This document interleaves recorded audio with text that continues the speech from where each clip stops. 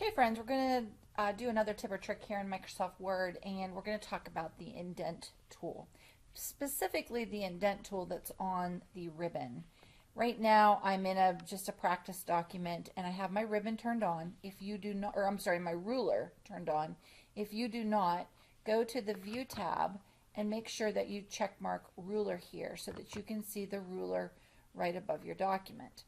Now, when you are clicked in a paragraph, you will see the indenting for that paragraph. So what this means here, I have a little white triangle above the ½ inch marker because my paragraph is indented or moved in a ½ inch just on the first line.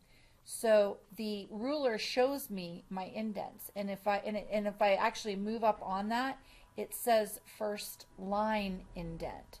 So what I want to do, if I click on that little white triangle and drag it backwards, you can see that I'm making that flush with the margin again. So if I don't want my indent to be a ½ inch, I grab the top part of this little hourglass here, and I can click and drag and maybe make that a ½ inch indent instead. So this is your first line indent tool. Now, let's take that back out and make that paragraph flush. Let's talk about the lower triangle. That's the hanging indent tool. If I drag that in a ½ inch, it drags all the lines except for the first line to create a hanging indent. It's kind of cool. Don't use it much. So what I'm going to do is I'm going to drag that back out and join that back up with the first line indent. Now, one that I use a lot, however, is the little square under the indent tool. And when I click and drag that in, all the lines of the paragraph move in.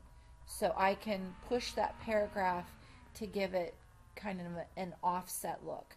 You might be saying, well, that's really nice that I can indent that from the left like that, but can I indent from the right as well? And if you go out to the right edge of the ruler, you see this little triangle up here, and if I click and drag on this right indent, the paragraph will indent from the right as well. So those are ways of indenting your paragraphs. There are other ways using the I'm just going to pull that back out. There are other ways using the home ribbon. You have a full set of indent here, but these indents are they'll do the full paragraph, and you'll see that move in. Whenever you're using these, keep your eyes on the hourglass up here and what it's doing, and you can also control it specifically to your own measurements by pulling these little guys in and out. Again, first line only, hanging indent, all lines but the first line, and then the little square, all lines from the left, and this, all lines from the right. And it will only do it per paragraph.